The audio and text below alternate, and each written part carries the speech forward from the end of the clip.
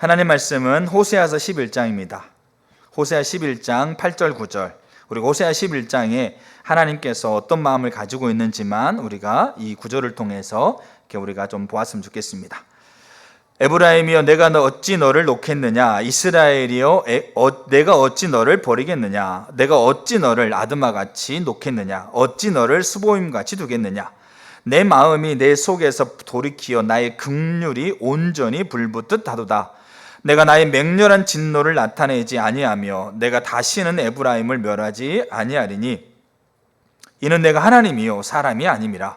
내 가운데 있는 거룩한 이니 진노함으로 내게 임하지 아니하리라. 아멘. 하나님께서 이스라엘을 향해서 어찌하여 내가 너를 버리겠느냐, 어찌하여 내가 너를 그냥 두겠느냐라고 하나님께서 이 호세아서를 통해서 이스라엘에게 간절히 호소하고 있는 장면이 오늘 읽었던 본문입니다. 그러니까 이 본문을 통해서 우리는 하나님이 우리를 향해서 가지고 있는 강렬한 호소를 우리가 좀 이해할 필요가 있고, 우리가 지금 중보기도에 살펴가고 있지 않습니까? 그래서 중보기도가 뭔지, 그 중보기도에 어떤 요소가 필요한지, 그리고 중보기도에 수반되는 게 뭔지, 그 중보기도의 역할이 뭔지를 우리가 살폈습니다. 이제 중보기도가 어떻게 실제적으로 중보기도가 우리 가운데 어떻게 되어지는가에 대한 것을 보려고 합니다. 세 가지 큰 주제로 보려고 하는데, 하나가 회복과 부흥을 위한 중보기도는 중보기도, 그 다음에 말씀으로 드리는 기도, 찬양 응배로 드리는 기도, 이렇게 세 가지 큰 이렇게 흐름을 가지고 보려고 합니다. 그래서 오늘은 그 첫 번째 회복과 부흥을 위한 중보기도, 그 회복과 부흥을 위한 중보기도가 어떻게 드려져야 되는지, 어떻게 드려지고 있는지 이런 것들을 보려고 합니다. 그래서 그것을 이제 우리가 볼 때 오늘은 그것에 앞서 중보기도가 하나님의 열망이고 하나님의 마음이라는 것을 좀 보려고 합니다. 그러니까 하나님의 마음, 중보기도를 향한 부흥을 향한 하나님의 마음. 그러니까 하나님의 마음이라고 하고 있는 건 제가 이 중보기도 요소에 살폈던 것처럼 하나님의 열정, 하나님의 의지. 저는 이 하나님의 마음, 부흥을 향한 하나님의 마음을 저는 이렇게 표현하기 원합니다. 부흥은 하나님에게도 소중한 것이다. 누구에게 소중하다고요? 하나님에게도 소중한 것이다. 우리는 하나님, 우리가 부흥이 필요합니다. 우리가 회복이 필요합니다. 우리가 고침이 필요합니다. 하나님 우리에게 부흥을 주세요. 우리는 이렇게 하나님 앞에 기도합니다. 맞습니다. 근데 문제는 뭐냐면 우리가 먼저 인식해야 될 게, 부흥이라고 하고 있는 것은 하나님에게도 소중한 것이다.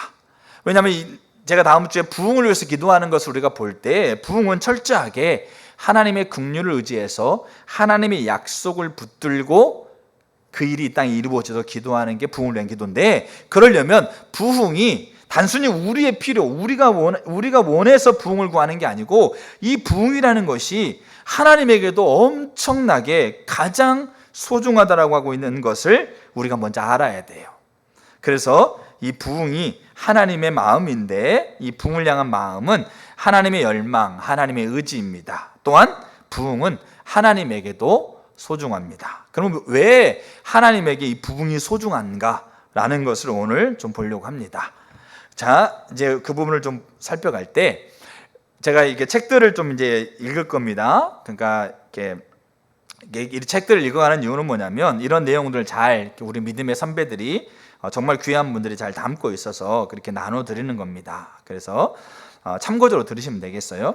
레이븐힐이라는 목사님이 계세요. 이 레이븐힐이라는 목사님은 이렇게 에이든 토저 목사님의 제자격인데, 이분의 책들을 읽어보면 소돔에는 말씀이 없었다, 부흥의 세대여 통곡하라, 무릎 부흥, 하나님의 방법으로 부흥하라, 이런 책들이 있어요. 제가 이런 책들을 사서 읽어봤는데, 이런 분들의 책을 읽으면 읽기가 쉽지 않습니다. 그러니까 책이 어려워 쉬운 게 아니고, 그 한마디 한마디가 우리가 가지고 있는 현실을 적나라하게 이렇게 사람들한테 듣기 싫은 소리를 들으면 쉽지 않죠. 왜냐하면 그게 내 모습이면 더 쉽지 않은 것처럼, 이런 책들을 읽으면 우리가 어떤 모습인가를 적나라하게 보게 돼요. 그러니까 책이 쉽지 않아요. 책 자체는 어렵지 않아요. 굉장히 쉬운데 근데 읽기에는 쉽지 않은 책이에요. 근데 그 책, 부흥의 세대여 통곡하라는 책이 있어요. 이런 책들은 여러분 좀 읽으시면 좋아요. 자, 그때 이 책에서 이제 이런 얘기를 쓰고 있습니다. 제가 한번 읽어드릴게요. 부흥의 침묵, 하나님의 침묵에 대해 참지 말라. 주님의 전에 함께 모여 하늘을 진동하는 기도를 들으라. 부흥이 아니면 죽음을 달라고, 중략하고, 부흥이 왜 지체되는가? 하나님께는 잘못이 없다. 하나님은 부흥을 일으킬 능력이 무한하시다.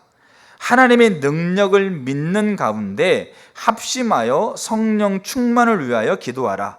기도의 열기는 하늘 문을 열고 대부흥이 시작되게 한다. 성령이 강력하게 역사하는 부흥이 왜 지체되는가? 거기에는 여러 가지 이유가 있지만 가장 큰 이유는 기도라는 해산의 고통 없이 부흥을 바라보기 때문이다. 사탄과 지옥이 가장 두려워하는 것은 기도하는 사람들이다. 기도란 하나님의 무한한 능력의 원천으로부터 우리에게로 그 능력을 끌어오는 파이프와 같다. 이제라도 성령의 기름 부음을 위해 전심으로 기도하라. 하나님이 하늘문을 여시고 불꽃 부흥을 허락하실 것이다. 얼마나 구구절절합니까? 이 단어 하나가 얼마나 이게 강력합니까? 우리가 부흥이 이 땅에 임하지 않는 이유는 여러 가지가 있겠지만 기도라고 하고 있는 해산의 고통 없이 부흥을 바라보고 있기 때문이다. 여러분, 우리가 이 말은 무슨 말이냐면 오늘날 하나님의 사람들이 성벽 위로 올라서기를 싫어합니다. 비바람 맞으면서 비 올 때, 눈 올 때, 바람 불 때 성 안에서는 여러 가지 뭡니까? 즐기고 행사하고 아름답게 지내고 있는데 그거 다 뒤로 하고 성벽 위로 올라서는 거 싫어합니다. 그러면 뭡니까? 그냥 성 안에서 따뜻하게 행복하게 뭡니까? 여유롭게 살면서 부흥이 오기를 기다리고 있습니다. 그렇게 하니까 부흥 안 온다는 얘기예요. 쉽게 말해서. 성벽 위로 올라서서 여기는 기도라는 것을 해산의 고통이라고 표현합니다. 쉽지 않습니다.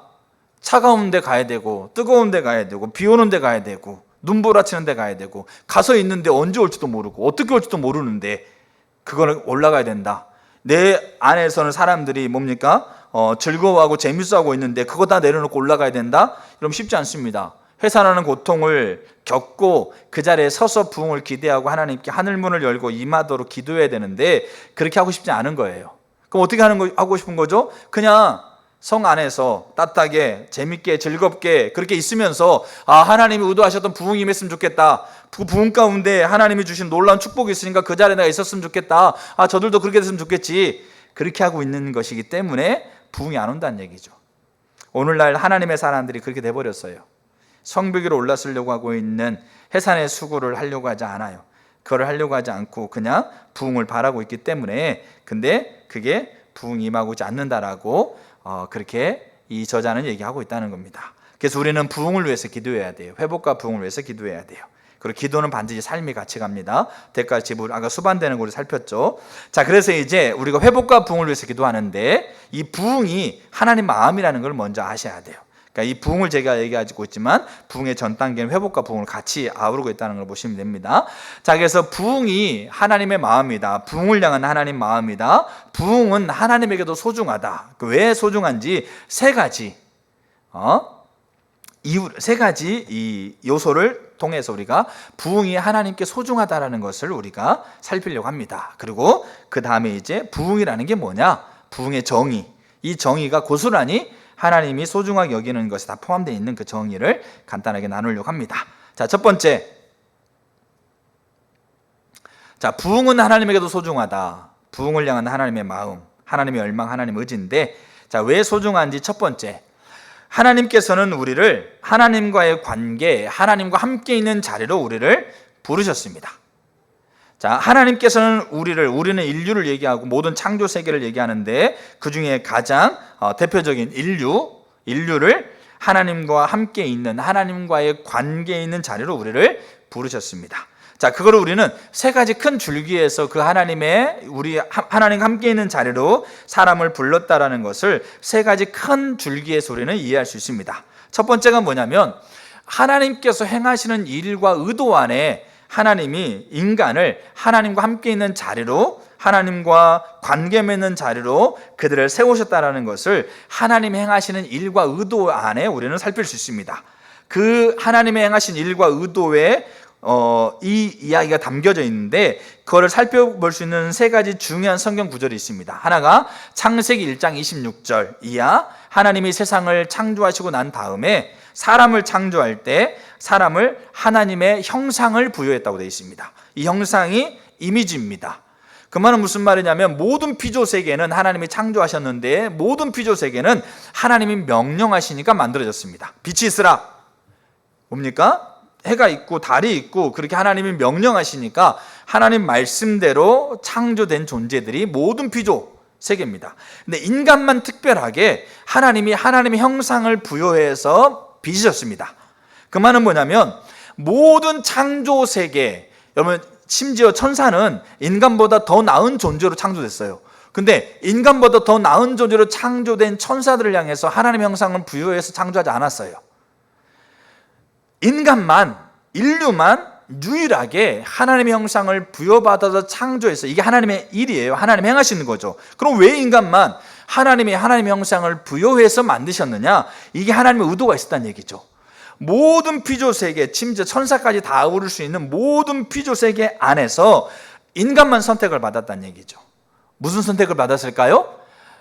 하나님의 형상, 하나님이 가지고 있는 유전자가 같이 뭡니까?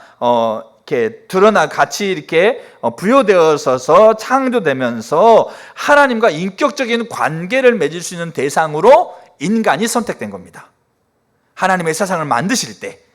그 말은 하나님과 함께 있는 존재로, 이 함께 있다는 말은 그냥 하나님의 주권 아래 그냥 명령을 받는 존재로 함께 있는 게 아니라 하나님과 인격적인 관계, 교통할 수 있는 대상으로 인간만 하나님이 선택하셨다는 걸 보여줍니다. 이게 하나님의 일이고 하나님의 행하심이고 이게 담겨있는 의도입니다. 그래서 저와 여러분들이 하나님의 형상으로 만들어져서 하나님과 교통하고 하나님과 함께 있는 존재로 선택된 거예요. 그러니까 우리가 지정의라고 하고 있는 인격을 가지고 있다는 얘기입니다. 자, 그 다음에 그렇게 세상을, 인류를 만들었어요. 그 다음에 하나님이 아브라함을 통해서 한 민족을 만드셨어요. 그게 이스라엘이라는 민족입니다. 근데 이스라엘이라는 민족이 이제 아브라함을 통해 만들어진 민족이 애굽이라는 나라에 430년을 노예 상태로 거합니다. 그 말은 400년 이상의 세월 동안 그 당시에 온 세계를 지배하고 있었던 게 애굽이라는 나라입니다. 그만큼 강력하게 지배력을 가지고 있고 견고하게 그 통치력을 가지고 있는 애굽이라는 나라에서 이 이스라엘이라는 이 민족을 하나님이 무혈, 그러니까 전쟁을 통해서 뭡니까? 이스라엘을 애굽에서 꺼내시는 게 아니고 피를 흘리지 않고 이스라엘을 애굽에서 꺼내셨습니다. 그리고 가나안 땅으로 데리고 가시는 게 하나님의 일입니다. 하나님의 행함이죠. 근데 이 일을 하나님 왜 하셨느냐? 이 의도가 출애굽 19장 3절 이하에 나옵니다. 내가 너희를 독수리 날개로 너희를 업어서 누구에게로 인도했다? 내게로 인도했다. 그 말은 이제 이 민족을, 이스라엘이라고 하고 있는 이 민족을, 아브라함부터 만들었던 이 민족을 430년간 애굽이라고 하고 있는 강력한 나라의 노예생활을 하고 있는 이 이스라엘을 꺼내서 가나안 땅으로 데려가고 있고 가나안을 주겠다고 하고 있는 이 하나님의 일의 의도는 뭐냐면 하나님과 함께 거하게 하기 위해서 일을 하고 있다라고 하나님이 그 의도를 얘기해 주고 있는 거예요. 그리고 마가복음 3장에서 예수님이 산에 올라가서 기도합니다. 밤새 기도하고 나서 그가 내려와 가지고 제자들을 택합니다. 12명의 제자를 택하는데, 여러분 그날 한날 한시에 12명의 제자를 다 택한 거 아닙니다. 그냥 며칠을 걸려서 몇 달이 걸렸는지 모르는데 한 번 가 마태, 한 번 가서 베드로, 한 번 가서 요한 이렇게 만나면서 제자를 세웠는데 이 제자를 세우고 있는 전체적인 이 활동을 마가복음 3장 13절 이하에 딱 정의를 해놓고 있다는 거죠. 예수님이 산에 올라가서 밤새 기도했다. 산에 내려와서 12명을 택했다. 알겠죠? 누구누구 택했다. 그러면서 그 이유는 자, 예수님께서 지금 제자를 세웠던 이 활동의 이유는, 의미는 자기와 뭐하게 하시고 함께 있게 하시고 또 보내사 전도하게 하셨다, 이렇게 돼 있어요. 그 말은 예수님의 활동은 누구의 활동입니까? 하나님의 활동입니다. 그 제자를 세우고 있는 그 활동의 의미가 뭐냐면 하나님과 예수님과 함께 있는 그것을 위해서 이들을 세웠다라고 하고 활동을 하고 있다는 것을 보여주고 있는 거예요. 지금 하나님이 활동하고 있는 활동의 의미가 어떤 의미를 가지고 있는지를 지금 보여주고 있는 겁니다. 어떤 의도요? 하나님과 함께 있게 하기 원하시는, 하나님과 교통하게 하시는 그 관계를 하나님께서 위에서 우리를 부르셨다. 자, 이게 활동의 의미고, 두 번째 뭐냐면 하나님이 그 상황과 사건과 처지와 사람에게 하고 있는 약속의 가장 많은 부분을 차지하고 있는 약속이 뭐냐면 무슨 약속일 것 같으세요? 내가 너와 함께 할 것이다. 이게 상황, 여러분 성경에서 한번 이 약속을 찾아보세요. 엄청납니다. 활동, 상황, 처지, 사람에게 하나님이 하신 약속이 있어요. 약속. 그 약속의 거의 대부분을 차지하고 있는 약속이 내가 너와 함께 하겠다는 약속이에요. 제가 몇 가지만 예를 들게요. 성경을 제가 다 찾아놨는데 읽지 않을 거예요. 창세기 26장 블레셋에서 쫓겨난 이삭, 블레셋에서 쫓겨나서 광야 한복판에 이삭이 덩그러니 구하게 돼요. 그랬을 때 하나님이 하신 약속, 내가 너와 함께 할 거다. 야곱이 에서의 축복을 가로채서 에서의 죽음의 위협을 피해서 라반의 집으로 갑니다. 도망가듯이 쫓겨나는데 그 광야 베델에서 그가 하나님 만났을 때 야곱에게서 하나님이 하신 약속, 내가 너와 함께 할 거다. 야곱이 20년 이상을 라반의 집에서 노예처럼, 종처럼 그렇게 섬겼다가 그가 라반의 집을 떠나서 자기의 고향집으로 돌아가려고 했을 때, 그때 창세기 31장에서 하나님이 하신 약속, 내가 너와 함께 할 거다. 애굽에서 애굽 사람을 쳐서 죽이고 바로의 이 형벌을 피해서 광야로 도망갔던 모세, 40년간 광야에 지내다가 하나님이 이 시내산에서 모세 만나고 모세를 다시 애굽으로 들어보낼 때 창세기 3장에서 하나님이 하셨던 약속, 내가 너와 함께 할 거다. 이스라엘 백성이 전쟁에 나갔을 때, 전쟁 나가고 있는 이스라엘 백성을 모아놓고 제사장들, 선지자들, 그 왕들이 선언하게 하고 있는, 너희가 적군보다 수요가 많아서도 아니고 적군보다 위대한 무기를 가지고 있어도 아니고 전쟁에 나가는 이스라엘 백성들에게 너희는 이렇게 선포해라. 제사장들, 선지자들에게 선포하라고 하고 있는 게 신명기 10장 이하에 내가 너와 함께 할 거다. 신명기 31장 모세가 여호수아에게 사명을 위임했을 때, 그때 모세를 통해서 여호수아에게 하고 있는 하나님의 말씀이 31장 이하에 내가 너와 함께 할 거다. 여호수아 1장, 이제 하나님이 직접 여호수아에게 나타나서 모세가부터 너에게 위임된 명령을 따라서 너는 가나안 땅 들어가라. 이 백성을 데리고 가나안 땅 들어가라. 너는 담대라. 왜? 내가 너와 함께 할 거다. 여호수아 3장, 요단강을 건너는, 이제 여호수아라는 사람이 이스라엘의 모세 뒤를 이어서 지도자가 되고 첫 발을 내딛는 사건이 요단강을 건너는 사건인데, 이 요단강을 건너기 앞서서 여호수아 3장 7절 하나님이 하신 약속, 내가 너와 함께 할 거다. 기드온이 미디안과 전쟁을 벌였을 때 미디안의 핍박을 피해서 포도즙 틀 속에 들어가서 몰래 포도주 수확하고 있었던 기드온에게 백성들 모아가지고 미디안을 향해서 전쟁으로 나아가려고 했을 때 사사기 6장에 하나님이 하셨던 약속, 내가 너와 함께 할 거다. 모압과 전쟁에 나아가고 있는 여호사밧 왕에게 역다 20장에 내가 너와 함께 할 거다. 이스라엘을 통해, 하나님께서 메시아를 보낼 건데, 이사야를 통해서 메시아를 보낼 건데 메시아의 이름이 임마누엘, 내가 너와 함께 할 거다. 예수님이 이 땅에 계시면서 마지막 제자들에게 하신 명령, 대위임령을 얘기하면서 마지막으로 하신 말씀이 내가 너와 항상 함께 할 거다. 이 외에도 성경에서요, 하나님이 하셨던 약속에 저는 거의 대다수를 차지하고 있는 것이 뭡니까? 내가 너와 함께 할 거다. 이 말은 뭐겠어요? 내가 너와 함께 하겠다는 말은 뭐냐면 너를 나와 함께 할 수 있는 위치에 내가 너를 세우겠다. 이게 하나님께서 우리를 하나님과 관계하는 부르는 거예요.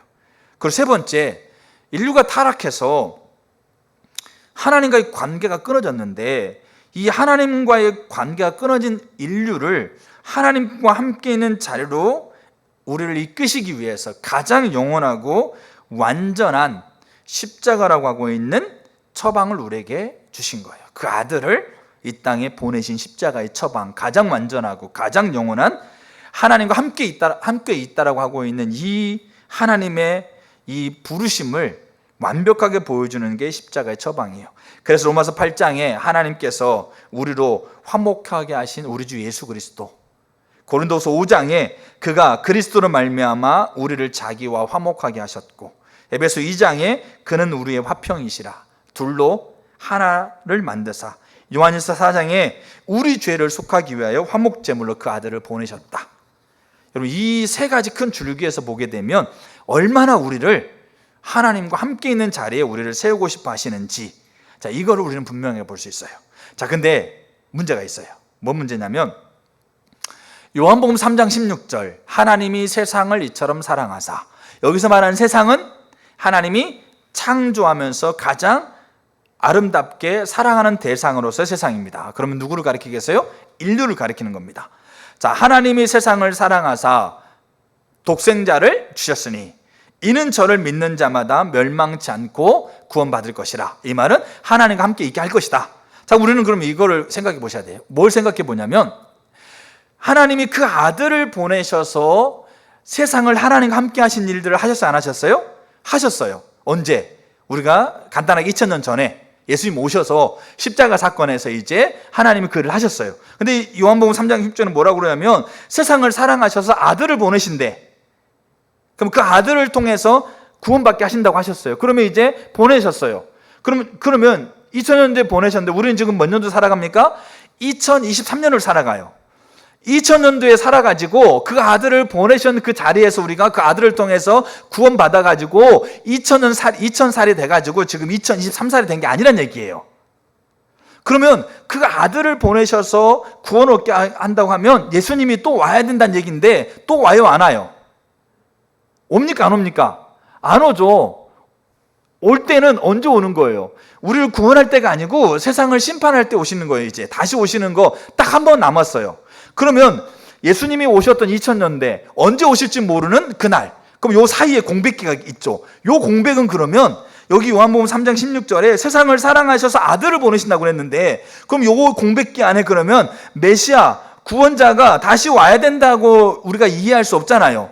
근데 그러면 다시 오기 때문에 지금 뭐 이만희 씨가 뭐 정명석 씨가 뭐 메시아라고 얘기하는 게 그게 맞게 된다는 건데 그게 아니라는 거예요.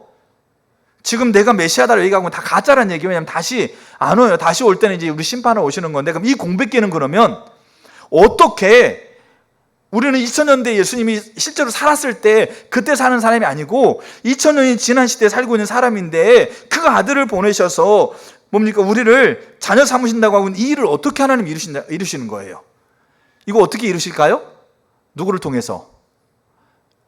성령을 통해서 이루신다는 거예요.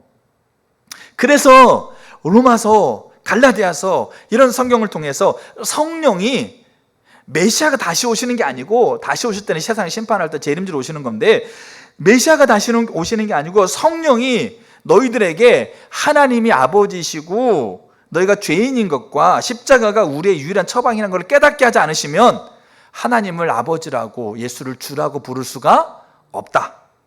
왜? 지금 이 공백기, 지금 이 사이에는 성령님이 세상을 사랑하셔서 그 아들을 보내시고 그 아들을 믿는 자마다 구원케 하시는 일들을 성령님이 하신다는 얘기예요.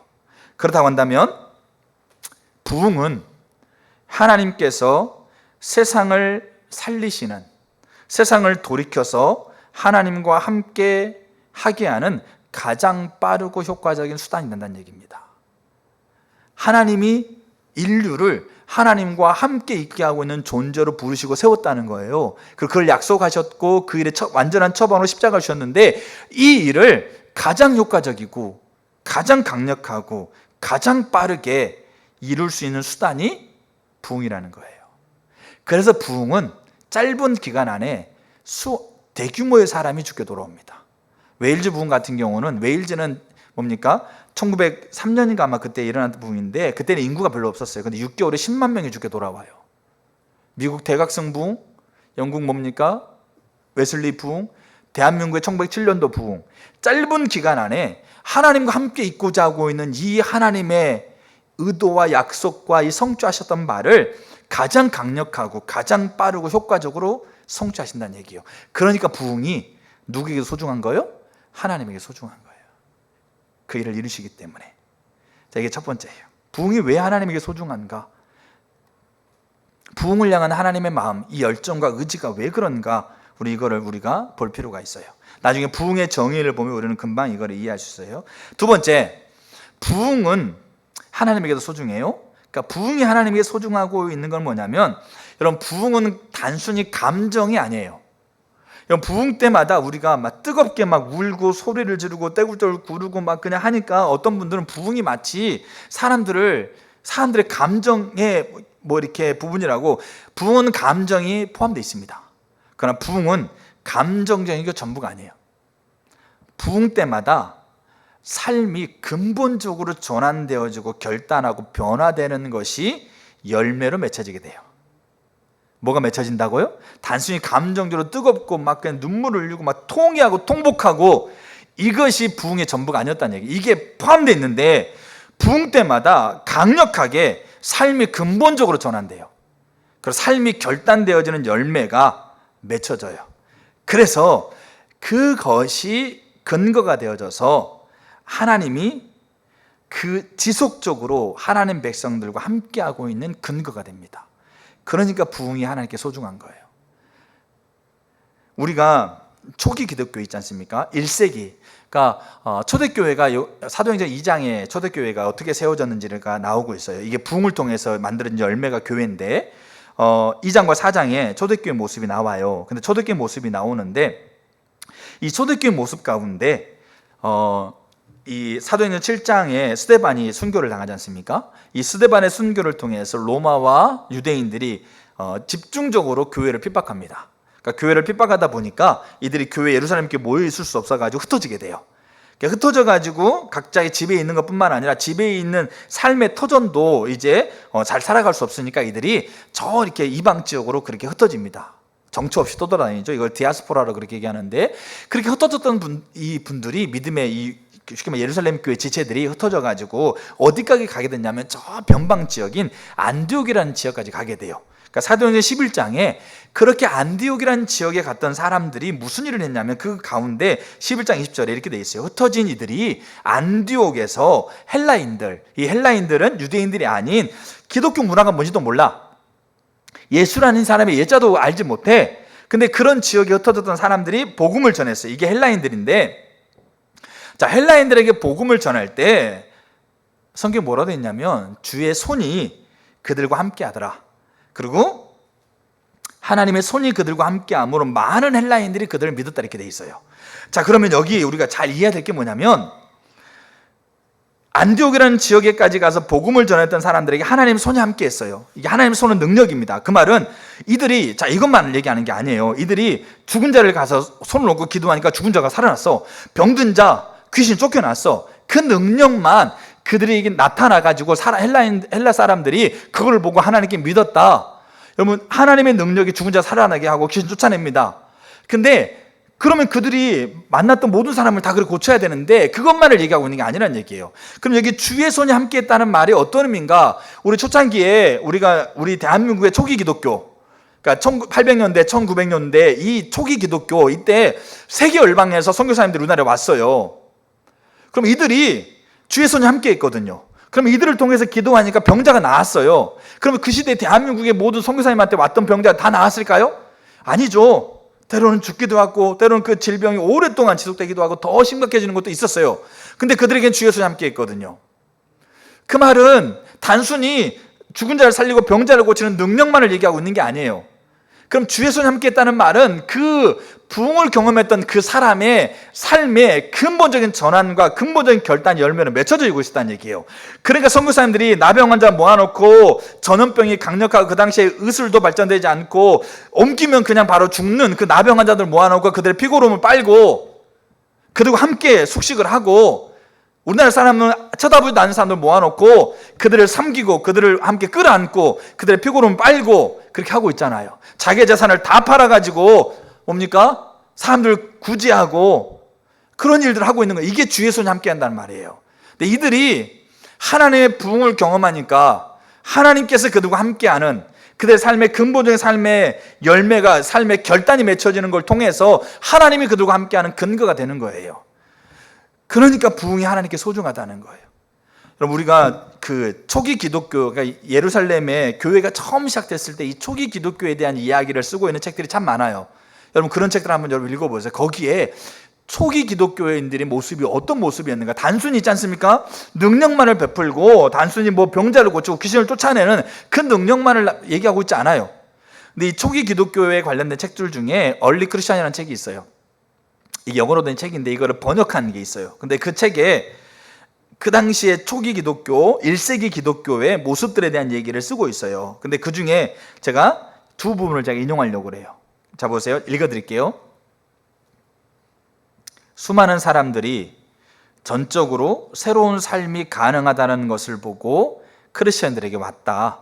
그들은 가치 없는 삶으로부터 자신을 구원해 줄 어떤 것을 찾고 있었다. 세례를 통해서, 침례를 통해서 그들은 온전히 그리스도를 섬기며 하나님 나라를 위해 사는 새로운 삶의 길로 접어들었다. 물에 잠기는 순간 그들은 이전의 삶과 관련된 모든 것을 죽은 사람을 묻듯 묻어버렸다.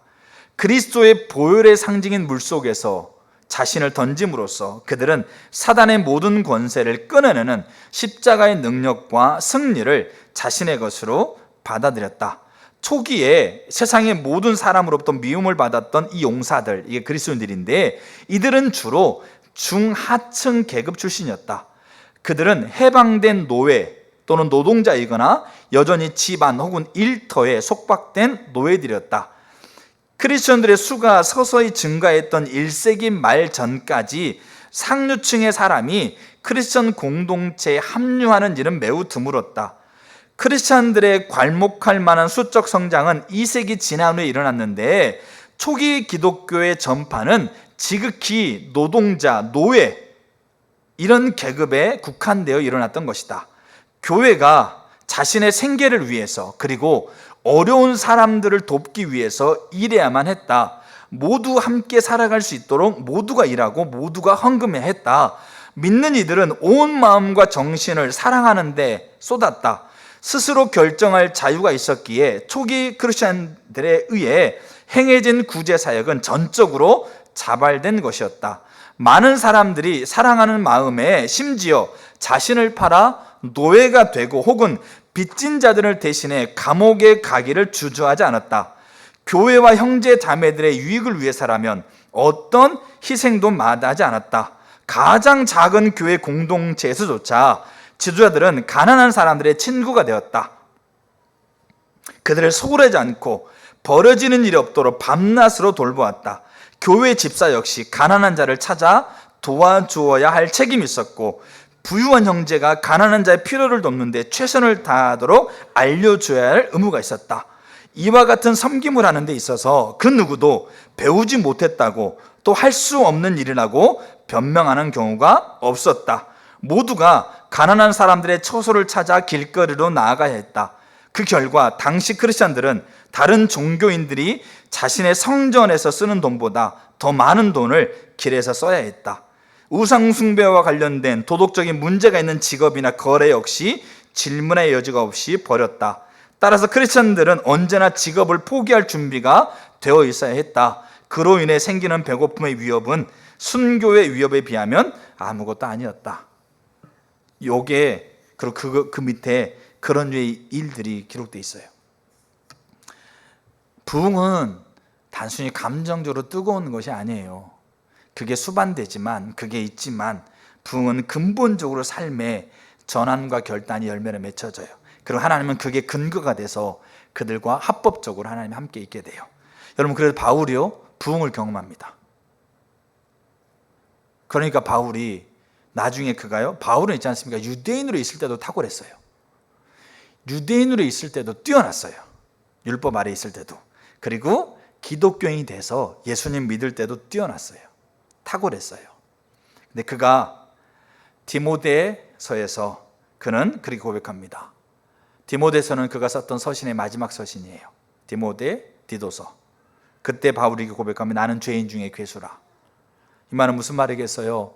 그가 삶을 결단하고 열매를 맺고 삶의 분명한 삶에서 하나님께서 함께하는 근거의 삶을 맺어가고 있음에도 불구하고 여전히 그 삶에서는 하나님 앞에 맺어져야 될, 결단해야 될 것들이 산더미처럼 쌓여있는 자신의 모습을 발견해 가고 있는 거예요. 그래서 어떤 상황과 환경 속에서도 그가 하나님이 기뻐하는 그 열매를 맺어야 되는 존재라는 것을 그가 고백하고 있는 거죠. 모세 있지 않습니까? 애굽의 왕자의, 그러니까 바로의 누이의 아들 양자로 살았어요. 그러다 애굽 사람 한 명을 쳐서 죽여놓고 도망갔습니다. 그 모든 것 다 일거에 다 무너졌죠. 40년을 광야에서 보냈어요. 근데 하나님이 모세를 불러가지고 다시 애굽으로 들여보내. 그때 하나님이 모세에게 하고 있는 게 뭐예요? 출애굽 3장에서 네 발에서 신을 벗어라. 이 말은 주도권을 하나님께 드리라는 얘기죠. 그래서 모세가 발에서 신을 벗었어요. 애굽으로 내려가는 거 쉽지 않습니다. 잡혀 죽을 수 있는 환경 가운데 내려가잖아요. 내려가서 이스라엘 백성을 데려와요. 200만 명을 데리고 광야 길을 걸어가면서요, 하나님이 모세를 통해서 강력한 일을 이루시고요, 또 이스라엘 백성이 아직 무지하기 때문에 하나님에 대한 원망을 다 모세가 받아요. 심지어 그 누이 아론까지도 모세를 뭡니까? 판단하고 그래요. 근데 모세는 그 묵묵히 그래 하나님의 하셨던 일들을 행해가요. 하나님 말씀 앞에 이해가 안 돼도 사람들이 다 조롱해도 그렇게 해가요. 근데 하나님이 모세한테 약속했던 가나안 땅, 하나님이 모세한테 너 못 가, 그렇게 하나님이 선언하십니다. 뭐 때문에? 반석을 명하여 물을 내라고 그랬는데 반석을 2번 쳤다는 이유만으로 하나님이 바로의 공주의 아들이라는 신분도 포기하고, 광야에서 아들 낳고 잘 살고 있는 것도 포기하고, 그래 이스라엘 지도자로 모든 원망 시기들도 받고 이해가 안 돼도 하나님 앞에 서가고 자기 전부를 다해서 하나님 앞에 헌신하며 하나님이 가나안 땅 가겠다고 하고 있는 약속 바라고 가고 있는데, 하나님이 어느 날 반석 2번 쳤다고 너 못 가겠다 그렇게 얘기하고 있는 것 앞에서 여러분 같으면 어떻게 하실래요? 하다못해 우리 마음속에서 하나님 이게 뭡니까? 하나님 앞에 내가 그동안 했던 게 있는데 치사하고 참 나 안 하렵니다. 그럼 제가요 좀만 마음에 안 든 게 있으면 하나님 앞에 했던, 지금은 하지 않습니다. 근데 하나님 저 전도사 안 할래요. 나 찬양팀 안 할래요. 맨날 그런 거에 하나님 앞에 안 한다는 얘기예요. 하나님 이거 안 할래요, 저거 안 할래요, 헌금 안 할래요, 아니면 예배 안 갈래요, 기도 안 할래요. 이게 뭡니까? 내가 그동안 하나님께 헌금했던 게 있고 하나님 앞에 눈물 뿌려 기도했던 거 있고 사람한테 조롱받고 무시당해도 하나님 선택한 게 있는데 왜 나한테 이렇습니까? 하나님 정말 저 화납니다, 속상합니다, 이렇게 불편을 갖거나 원망하는 것 한 번도 안 해보신 분 계세요 여기에? 그럼 모세라면 여러분 어떻게 하셨겠어요? 그 상황에서 반석 2번 친 것 때문에 못 가겠다고 얘기하는데, 여러분 잘 보셔야 될 게 뭐냐면 모세가 느보산에 죽습니다. 어디에서 죽는지도 몰라요. 그러니까 쓸쓸히 혼자 올라가 죽는데 그 뒤에 이스라엘 사람들이 40년간 광야에서 지내잖아요. 근데 이들이 하나님의 관점을 제대로 보겠냐고요. 모세가 가나안 땅 못 들어간다고 하면 그럼 어떤 생각하겠어요? 야, 내가 사실 모세를 잘 알고 있었는데 겉으로 보기에는 좀 뛰어난 것처럼 보이는데 사실은 문제가 많았어. 알고 있는 비리만 해도 내가 말을 못해서 그렇지. 야, 모세가 지금 가나안 땅 간다고 그러는데 못 가는 게 뭔가 이유가 있지 않겠어? 뭔가 문제가 있으니까 하나님이 그렇게 못 가게 하는 거 아니겠어? 하나님 앞에 신실해서 봐. 하나님이 그거 왜 안 해주겠어? 이런 얘기 하겠냐고 안 하냐고. 모세의 명예, 그 명예를 짊어져야 될 모세의 가족들. 성경에는 그게 포인트되지 않았어요. 근데 행간을 보면 알 수 있잖아요. 근데 모세 하나님 앞에 불평할 수 있고 원망할 수 있고 불편한 마음을 가질 수 있어요. 근데 성경을 보면 모세가 한마디 안 합니다. 하나님을 향해서 불평하고 원망하고 하지 않습니다. 하나님의 처우와 하나님의 결정에 대해서 모세는 그대로 받아들입니다. 왜 그렇다고 생각하세요? 모세가 부흥을 경험했기 때문에 그래요. 저는 그렇게 생각해요. 삶이 근본적인 전환과 변화의 열매가 맺혀져요. 모세가 가나안 땅 못 들어가기 때문에 하나님이 그를 버렸을까요? 아니에요. 느보산에서 아무도 모르는 자리에서 모세는 죽지만 그는 그 자리에 어느 누구보다 하나님과 함께 있었다고 생각해요. 그렇다고 한다면 왜 부흥이 하나님께 소중한 것인가? 하나님이 그렇게 삶의 근본적인 결단, 근본적인 삶의 변화를 누구를 중심적으로? 하나님 중심적으로 그렇게 열매를 맺혀져 가고 있는 자들에게 그들의 상황이 어떻든 처지가 어떻든 환경이 어떻든 그게 하나님께서 함께하는 근거가 돼서 하나님이 그들과 함께 있는 거예요. 초대교회에 흩어졌어요. 헬라 지역에서도 심각한 고통을 당하고 있고 순교를 당하고 있는 이들에게 그들의 삶의 그 어려운 자리에서 그 노예, 그 하층민들이 그들의 주인의 권위에 순종하고, 그 당시 역병이 들었을 때 의사마저도 그 역병을 피해서 도망갔거든요. 근데 끝까지 남아서 그 역병 든 사람들을, 그때는 약도 없으니까 역병 걸리면 무조건 죽는 건데, 역병이 다 진화되고 나서 사람이 들어와 보니까 그 지역에 끝까지 남았던 사람들이 누구였냐? 크리스천들이었어요. 그들은 죽음이 두렵지 않았겠어요? 그들은 자기의 자녀들이 역병에 걸려가지고 아파하고 죽는 거에 두렵지 않았겠어요? 근데 삶의 근본적인 결단이 열매로 맺혀진 거예요. 그게 그들 가운데 하나님 주의 손이 함께하고 있는 근거가 되어져서 그게 세상에 드러나게 돼서 그게 로마가 교회를 인정하게 되는 그 놀라운 일이 벌어지는 거예요. 왜 부흥이 하나님께 소중한지에 대한 것을 우리는 알 필요가 있어요. 세 번째, 부흥이 하나님께 소중하다라고 하고 있는 것, 자 보세요. 자, 하나님 잃어버린 자들이 하나님의 자녀가 되어져서 하나님 함께 있죠. 그들의 삶에 근본적인 변화가 일어나서 그 순간순간마다 하나님이 함께 있죠. 근데 부흥은 이걸로 끝나는 게 아니에요. 부흥은 하나님의 나라가 성취되는 가장 핵심 도구입니다.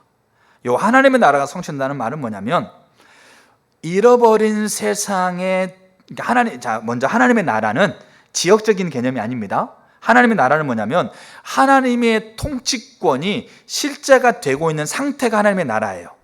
여러분들이 신분적으로 여러분들이 하나님의 자녀가 된다 할지라도 실제의 자리에서 우리가 하나님의 통치가 우리 가운데 없으면 우리는 하나님 나라에 거하지 않는 거예요. 자, 그래서 하나님의 나라는 하나님의 통치가, 하나님의 주권이 실제적으로 실현되고 있는 상태, 자, 이 상태인데, 이 나라가 이루어지는 가장 핵심 도구가 부흥입니다. 이 말은 무슨 말이냐면, 잃어버린 사회, 세상의 전반적인 영역, 왜냐하면 왜 잃어버렸다는 표현을 쓰고 있냐면, 이 세상이 아담이 정권을 위임한 걸 통해서 사단이 합법적으로 정사와 권세를 다스리게 됐어요. 그렇기 때문에 사단은 모든 전반적인 사회 전반적인 영역에 자기의 지배권을 가지고 있다는 얘기죠. 근데 부흥이라는 강력한 도구를 통해서 하나님이 그 영역에 하나님의 통치를 실제적으로 실현시킨다는 얘기예요. 그렇기 때문에 세상의 전반적인 영역인 사회, 정치, 경제, 교육, 국방, 과학, 문화, 가정, 이 영역에 하나님의 통치가 실제적으로 일어나게 되어지고, 이 통치가 일어나는 것에 영향력으로 다음 세대들이 그 통치를 영향을 받게 되는 거예요. 그러니까 하나님께서도 부흥이 소중하다는 거예요. 우리가 살고 있는 이 나라, 이 세계 열방이 가지고 있는 영역들, 분야들, 이 분야에 하나님이 합법적으로 통치할 수 있는 가장 강력한 수단이 뭐다? 부흥이란 얘기예요. 그래서 부흥 때마다 같이 수반되어지고 있는 거 하나가 뭐냐면 강력한 사회개혁이었습니다. 그 사회개혁은 하나님 성경적인 가치, 여러분 교회 중심으로 나라가 돌아간다 이게 아니에요. 하나님이 성경적인 가치에서 하나님이 알려주고 있는 거는 인간이 인간답게 살아갈 수 있는 길이에요. 근데 그 길로 사회가 바뀌어요. 웨일즈 부흥도 그렇고 웨슬리 부흥도 그렇고 대한민국 1907년의 부흥도 그렇고 미국 대각성 부흥도 그렇고 부흥 때마다 하나님이 강력하게 그 영역, 사회, 정치, 경제, 교육, 국방, 과학, 가정, 문화, 그리고 그것에 대한 하나님의 실제적인 통치로 인해서 다음 세대들이 그 하나님의 나라의 영향력을 받게 돼 있어요. 예수님이 그렇게 얘기하죠. 성령이 너희 가운데 오심을 통해서 하나님의 나라가 이루어졌다. 하나님의 통치가 지금 이곳에 실제가 되었다. 이런 얘기를 하시는 거죠. 자, 보세요. 그 당시에 우리 초기 기독교 때 로마가 세상을 다스리고 있었어요. 1세기 기독교 때는. 근데 로마가 자기가 지배하고 있는 나라를 통치하는 통치 방법이 있었어요. 그게 뭐냐면 그 나라, 자기가 지배하고 있는 이스라엘 지배하고 있고 다른 또 뭐 나라를 지배하겠죠. 그러면 로마가 다 다스리지 않았어요. 왜냐면 워낙 넓으니까. 모든 길은 다 로마로 통한다면서 길을 다 닦아놨지만 다 로마가 이 중앙에서 집권하고 있지 않았어요. 그럼 어떻게 했냐면 그 나라마다 두 가지 이원 체계를 가졌는데, 로마에서 로마인을 총독으로 보내서 다스리게 하고, 그 다음에 그 지배하고 있는 그 나라에서 자체적으로 왕을 세워가지고 다스리게 했어요. 둘이 협력 관계 안에서 그 지역을, 그래서 마치 너희들의 자치권도 인정해 주는 것처럼 보이면서 교묘하게 로마가 지배하고 있는 그런 이 정치 체계를 가졌습니다. 그래서 예수님이 십자가에 죽을 때 그 당시에 로마 총독은 누구였어요? 빌라도가 총독이었어요. 근데 또 왕이 있었죠. 왕의 이름이 뭡니까? 헤롯이 왕이었어요. 이게 두 가지 정치 체계를 가지고 있는, 이 둘이 서로 뭡니까? 서로 견제하고 서로 협력하고 있는 관계예요. 근데 그래서 이제 이 자국민들이 왕을 세웠어요. 그러니까 자치권이 뭡니까? 허락됐습니다. 근데 문제는 뭐냐면 그 두 왕이 이 자치적으로 세운 헤롯과 로마에서 파견되고 있는 총독이 역할이 달랐습니다. 이 자체적으로 세우는 왕은 민사에 대한 역할만 했어요. 민사는 뭡니까? 민사나 종교법. 민사는 뭡니까? 손해배상이에요. 어떤 게 손해 입혔으니까 얼마를 보상해줘라. 그러니까 손해배상에 대한, 민사에 대한 것을 뭡니까? 관장할 수 있는 권한만 가지고 있었어요. 근데 로마에서 보내온 총독은 무슨 권한을 가지고 있었냐면 형법, 형사에 대한 권한을 가지고 있었어요. 이 말은 뭐냐면 이렇게 감옥에 몇 년 간다, 아니면 사형에 처한다, 알겠죠? 이거를 결정할 수 있는 권한을 가지고 있다는 얘기죠. 그러니까 예수님을 그 당시 유대인들이 잡아가지고 왜 빌라도에게 데려갔냐면, 그냥 헤롯 왕에 가가지고 그냥 재판을 받아도 예수를 죽일 수가 없어. 그러니까 예수님한테 네가 손해받은 거에 대해서 네가 얼마 배상해라, 이런 정도만 할 수 있는 거죠. 근데 이 유대인들은 지금 예수를 지금 손해배상 받으려고 하는 게 아니고 예수라는 인물을 죽이려고 하기 때문에 이 예수를 빌라도에게 데려가야 돼. 그러니까 빌라도가 결정을 내려줘야 돼. 뭘 결정을 해야 됩니까? 예수를 사형에 처한다는 결정을 내려야 된다는 얘기죠. 그러니까 그 새벽에 빌라도를 찾아간 거예요. 자, 그게 그 당시에 로마가 지배하고 있는 그 정치 체계였어요. 교묘하게 자치권을 인정해 주면서도 자기의 속국 아래 놓고 있는 부분인데, 그 로마의 총독들이 굉장히 많았어요. 근데 초기 기독교는 빌라도가 아니었습니다. 그래서 이제 소아시아 지역이 있어요. 소아시아 지역은 뭐냐면 요한계시록의 배경이 되는 에베소 교회부터 라우디게 교회, 그 당시에, 지금은 그 소아시아 지역에 교회가 없어요. 근데 교회 터만 있는데, 그 당시에 초기 기독교 때는 소아시아 지역에 교회가 굉장히 활발하게 일어나고 있었어요. 근데 로마의 황제, 그 당시에 트리아는 황제가 이 소아시아 지역에 총독으로 보낸 사람이 있어요. 이 사람이 가이어스 플린이라는 총독인데, 자, 요 총독이 이제 소아시아 지역에 딱 내려왔는데, 이 사람은 뭐냐면 아직 그리스도인들 있지 않습니까? 그리스도인들이 어떤 모습인지, 또 그리스도인들이 이렇게 어떤 문제가 있었을 때 그것에 대해서 재판을 해본 경험이 없어. 근데 와서 보니까 소아시아 쪽에 교회가 막 그냥 강력하게 일어나고 있다는 거죠. 그래서 이제 다른 총독들은 오자마자 그런 사람 보면 다 죽여버렸거든. 근데 이분은 이제 요거를 이제 재판을 해야 되는데, 로마는 그 당시에 모든 사람의 의견을 다 듣는 이런 이런 그 민주주의 체제가 또 이렇게 발달됐죠. 자, 그러니까 그런 관점에서 하려고 하니까 이게 애매한 거야. 내가 이렇게 결정하는 것이 과연 황제 의견에 맞는 걸까? 황제는 어떤 의도를 가지고 있지? 이제 이게 애매한 거여서 이 총독이, 소아시아 총독이 플린이라는 사람이 로마 황제 트리안에게 보낸 편지가 있어요. 이거는 공적인 문서입니다. 왜냐하면 총독의, 아니면 중앙의 이 정부의 이 지침을 묻고 싶다. 이들을 어떻게 바라봐야 되고 어떻게 재판해야 되고 어떻게 처우해야 되는지에 대한 중앙 정부의 입장을 묻고 싶다. 다른 말로 하게 되면 황제의 의견을 묻고 싶다. 내가 그 황제 의견대로 내가 이 소아시아 지역에서 내가 이 재판을 하고 싶다. 내가 하려고 하니까 뭔가 이렇게 좀 애매하다. 황제 의견에 반할 수도 있다. 그래가지고 공식적으로 황제에게 보낸 문서예요. 이 문서에 여러 가지 얘기가 나오고 있는데, 이 문서에 이렇게 쓰여져 있어요. 이 문제는 그와 같은 위험에 처한 사람들의 막대한 수만 놓고 봐도, 여기 이 문제는 어떤 문제인지 아시겠죠? 여기 그와 같은 위험에 처한 사람은 무슨 말이냐면, 이게 로마 총독이 봤을 때 기독교인이 되어져 가고 있는 무리들이 위험으로 본 거예요. 그 당시 로마 사람도 기독교인이 됐거든요. 그 사람들은 바로 로마로 보내버렸어요. 근데 이런 사람들이 수가 많다 적다? 막대한 수가 봐도 이 문제에 대한 분명한 자문을 구해야 할 것이라고 저는 생각합니다. 그래서 모든 연령층과 각 계층의 수많은 사람들이 남녀를 가리지 않고 이미 그와 같은 위험에 빠져 있습니다. 그러니까 로마 총독 입장에서는 지금 그게 위험이란 얘기죠. 그리고 더 많은 사람들이 똑같은 위험에 처할 것입니다. 이 미신은 단지 도시뿐 아니라 지방 여러 곳까지 전염병처럼 퍼졌습니다. 그럼에도 전 아직 이 일을 억제하고 시정하다는 것이 가능하다고 생각합니다. 그러니까 황제의 의견을 물어서 제가 이 지역을 억제하고 시정하려고 합니다. 이런 얘기인 거예요. 근데 여기에서 우리가 보면 알겠지만 강력하게 이 하나님을 믿는 무리가 확산됩니다. 근데 이 확산되는 그것을 위협이라고 봤어요. 왜냐하면 사회 구조가 바뀌고 있거든요. 사회 문화, 사회 모든 영역이 변화되고 있거든요. 그러니까 로마에 봐서는 이게 위협인 거예요. 그리고 로마의 기독교인에 대해서 변증하는 사람들이 참 많았어요. 기독교가 나쁜 종교가 아니다라고 변증하는 사람이 참 많았는데 그 중에 한 변증가가 이렇게 이 주 2세기경에 활동했던 변증가인데 이 변증가가 썼던 글이 있어요. 제가 읽어드릴게요. 우리가 이런 부분들을 제가 이렇게 굳이 읽어드린 이유는 뭐냐면 이게 하나님의 부흥이 소중하다고 여기고 있는 것들에 대한 실제적인 이야기라는 얘기죠. 자, 보세요. 크리스천들은 나라와 언어, 관습의 기준으로 다른 사람들과 구분할 수 없습니다. 그들이 거주하는 자신만의 도시가 있는 게 아닙니다.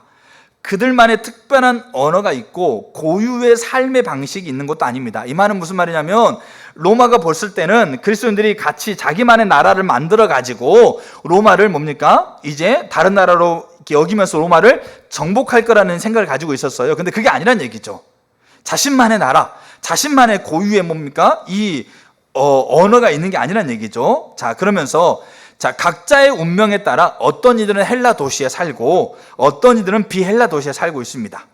자, 그들은 옷을 입고 음식을 먹는 것과 같은 전반적인 생활에 있어 자신들이 살고 있는 곳의 양식을 따릅니다. 그러면서도 그들은 놀랍도록 확연히 구분된 함께하는 삶의 모습을 보여줍니다. 각자 자신의 나라에 살면서도 단지 지나가는 손님처럼 타국인처럼 삽니다. 시민으로서 모든 것에 참여하면서도 이방인처럼 모든 것을 견뎌냅니다. 다른 사람들처럼 그들도 결혼하고 자식을 가집니다. 그러나 아기가 태어난 후에 그들을 버리는 일이 없습니다. 공동으로 식사하나 잠자리를 같이 하지 않습니다.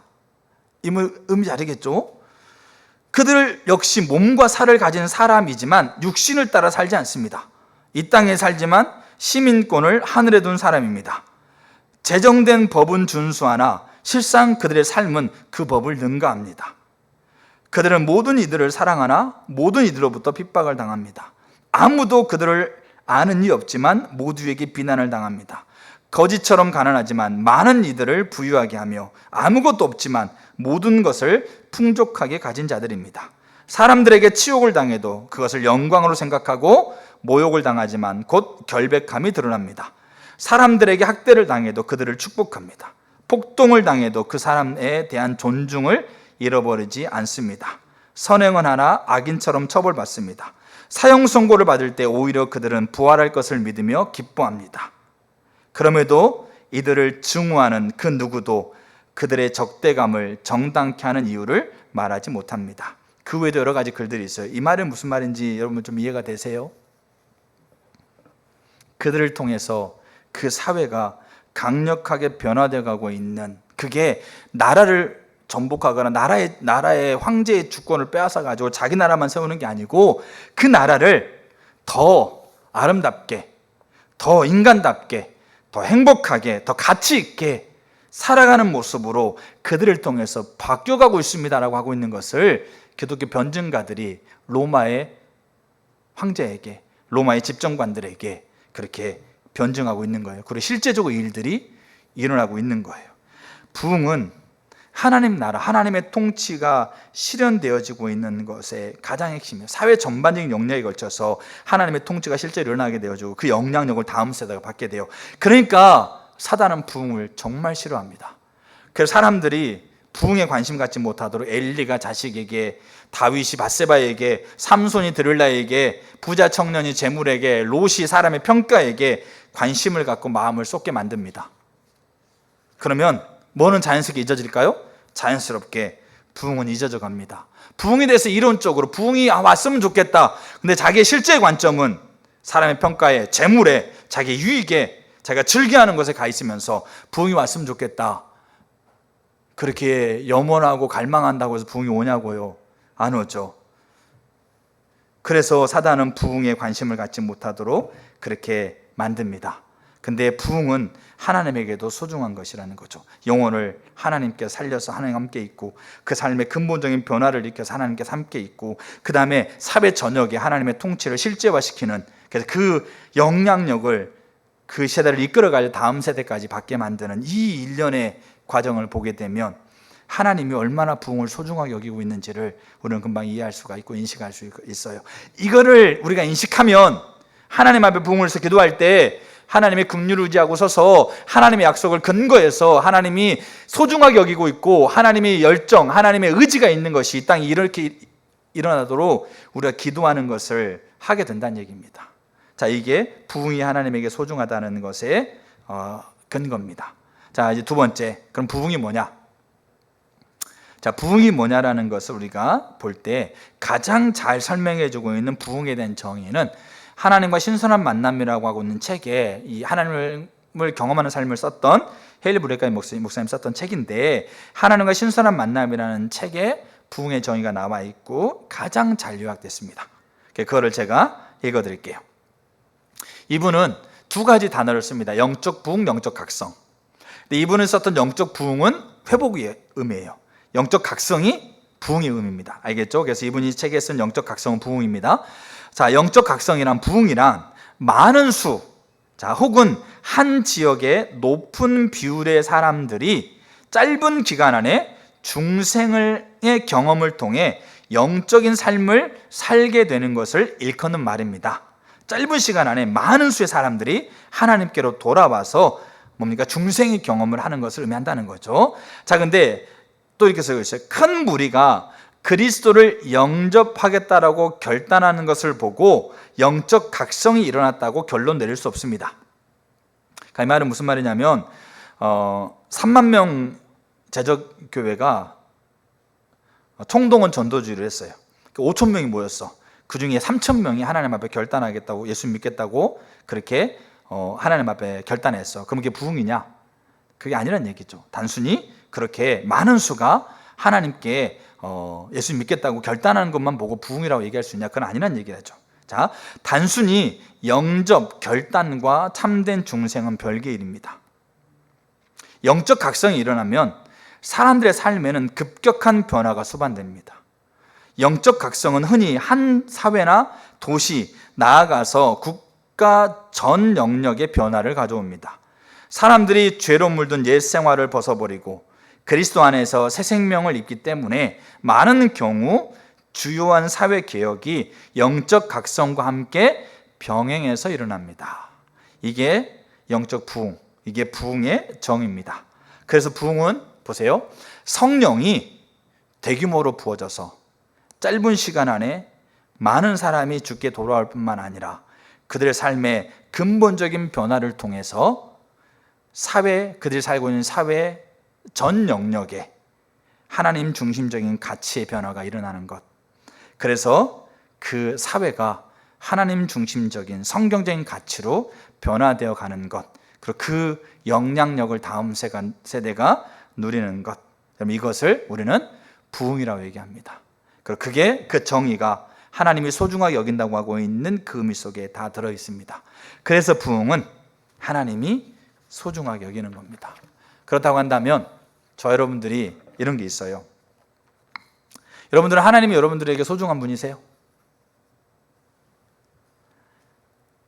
여러분들이 소중하게 여기는 사람들이 소중하게 여기는 것들을 여러분 어떻게 대하고 계세요? 제 자녀가 둘째가 딸이잖아요. 저는 제 딸을 데려가는 애를 저는 감당할 수가 없을 것 같긴 해요. 근데 어느 날 제 아이가 이런 얘기를 했었어요. 놀이터에서 어떤 오빠가 자기를 괴롭힌다. 와, 제가 그 얘기 듣는데 화가 막 머리 꼭대기까지 차오르더라고요. 근데 내가 놀이터 가서 내가 잠복하고 있으려고 그랬어요. 그럼 잡기만 하면 그냥 아주 그냥 콘쭈금을 내주려고. 그 얘기만 한 얘기만 들었어도 내가 소중하게 여기고 있는 내 아이를 뭐 어떤 문제가 있지 않고 어떤 애가 나한테 욕했어. 그러면 이 화가 막 끝까지 치어 밀어오는 거예요. 뭐 아들은 그렇지 않느냐? 그렇지 않습니다. 아들도 똑같아요. 근데 내가 소중하게 여기는 것을 소중하게 여기지 않는 것을 보면 화가 나요. 그럼 나도 내가 소중하게 여기는 걸 소중하게 여기고 싶어요. 그러니까 아내가 소중하고 아들이 소중하고 딸이 소중하고 교회가 소중하고 그리고 나라가 소중하죠. 소중하게 여기는 걸 소중하게 여기고 싶고 소중하게 여기는 것이 더 소중하게 되도록 저 또한 내가 가지고 있는 것을 다해서 소중하게 여기고 싶어요. 여러분들 하나님이 소중하세요? 하나님이 소중하다라고 여러분들이 고백하십니까? 근데 왜 하나님이 소중하게 여기는 걸 소중하게 여기고 있지 않으세요? 나 소중하게 여기고 있는데요. 나 부흥을 소중하게 여기고 있는데요. 내가 소중하게 여기고 있는 것이 삶의 열매로 맺혀지고 계세요? 왜 성벽 위로 올라서서 성물원이들을 막아서고 그 하나님께서 그렇게 소중하게 여기는 것을 이루기 위해서 우리를 초청하시는데 왜 꿈쩍하지 않으시고 왜 다른 곳에 마음이 빼앗겨서 그 자리에 가는 것이 누군가 갔으면 가겠지, 누군가 가서 부흥이 임하면 나도 그 혜택을 누리면 되지, 내 자녀 누리면 되지, 그렇게 아니라는 생각 가운데 계시냐고요. 소중하게 여긴다면서요. 하나님이 소중하고 하나님의 소중한 게 소중하다고 우리가 고백했다고 한다면 그 하나님이 소중하게 여기는 것이 우리도 소중해야죠. 그리고 소중하게 여긴다고 하고 있는 것이 그 삶의 열매로 맺혀져야죠. 제가 제 딸한테 얘기했어요. 너 한 번만 더 그런 얘기하면 그때 아빠한테 얘기해라. 아빠가 찾아가겠다. 저 진짜 찾아갑니다. 그리고 가서 누구냐라고 제가 물어보기도 했어요. 근데 없다고 그렇게 하긴 했는데 찾아갑니다.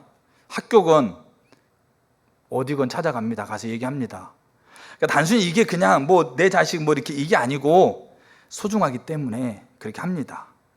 여러분도 그렇게 하지 않을 거세요? 자녀가 그러면 또 자녀가 소중하게 여기고 그 자녀가 가지고 있는 정말 이루기 원하는 꿈이 있다고 한다면 그거를 응원하고 그것에 대해서 우리가 할 수 있는 거 다 해서 도와주려고 하지 않겠습니까? 근데 왜 하나님이 소중하다고 얘기하고 있는데 하나님이 소중한 게 분명하게 부흥이 보이는데 왜 그 앞에 우리는 서려고 하지 않으시냐고요. 해산하는 수고가 우리 가운데 몇 번 서봤어요. 몇 번 해봤어요. 근데 안 되는 거 우리가 보고 나서 멈춰버린 분도 계시고, 저는 부흥에 대해서 기도할 때 저는 이게 우리 가운데 더 깨달았으면 좋겠어요. 정말 하나님을 소중하게 여기는 분들이라면 하나님이 소중한 것이 소중하게 여겨졌으면 좋겠어요. 그리고 소중한 게 여겨지기 때문에 그 소중한 것이 하나님의 의도처럼 이 땅에 이루어지기를 원하는 것을 위해서 내게 하나님께서 무엇을 말씀하시는지를 물었으면 좋겠어요. 그래 성벽에 올라가시면 올라가시고 그 자리를 박차고 포기하라고 그러면 포기하시고, 그리고 내 감정이 내 생각이 어떻든지 간에 그게 진리가 아니라고 하면 그걸 동의하시고 그렇게 하나님 앞에 서는 은혜가 있었으면 좋겠어요. 그것들이 다 모아지면 작은 그 조각들이 다 모아지면 지금 하늘에 있는 거대한 이 잔에 대접에 쌓입니다. 요한계시록에 의하면 그럼 그게 쏟아질 날이 있어요. 강력하게 그러면 대추수의 날이 일어날 겁니다.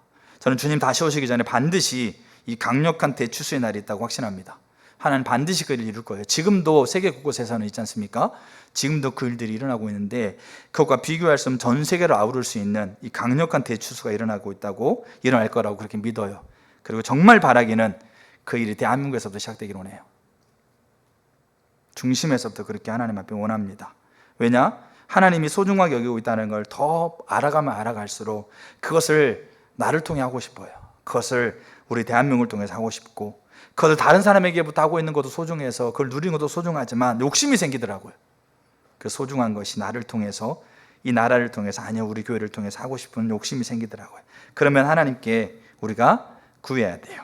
하나님이 소중하게 여기고 있는 게 있다면 그 소중하게 여기고 있는 것들을 내가 소중하게 여길 수 있도록 깨닫게 달라 기도해야 되고요. 그 소중하게 여기고 있는 것이 부흥이라는 걸 우리가 들었다면 그 일을 위해서 나를 하나님께서 무슨 일, 어떤 자리, 어떤 곳에 나를 이끌게 할 것인지에 대한 하나님의 의중을 물으셔야 돼요. 그리고 보이시면 가셔야 돼요. 근데 그 대표적인 것 중 하나가 기도입니다. 그래서 여러분들이 그래서 기도하기 시작하세요. 아무것도 안 이루어지고 아무것도 보상으로 안 주어져도 하나님을 소중하게 여기고 그분이 소중하게 여기는 것이기 때문에 주님 그거 이곳에 이 땅에 이루어지게 해주세요. 우리 자녀들에게 이루어지게 해주세요. 그렇게 기도하면 되는 거예요. 그렇게 저와 여러분들이 하나님이 소중하게 여기는 것을 우리가 인식하고 회복과 부흥을 위한 중보기도가 어떻게 되는지를 한번 우리가 쭉 살펴가면서 여러분 자신들을 자리에 세우기를 축복합니다. 그럼 우리의 기도가 하늘 대접에 쌓이게 되고 그게 쏟아질 때, 그 쏟아지는 그 은혜를 우리 자녀가 누리고 우리 형제가 누리고 우리 부모가, 아내가, 남편이 그것을 누리게 될 겁니다. 대추수의 날에 그들도 동일하게 주님을 영접하고 주님의 자녀가 되어지고 하나님을 고백하고 하나님의 영광 앞에 서는 놀라운 일들이 일어날 건데, 거기에 내 자녀가, 거기에 내 아내가, 남편이, 형제와 부모와 내 이웃과 내 친구가 거기에 들어가 있을 겁니다. 그렇게 되길 축복합니다. 기도하기를 다시 결단하시기를 축복합니다. 아멘. 우리 찬양 같이 하나 하시죠.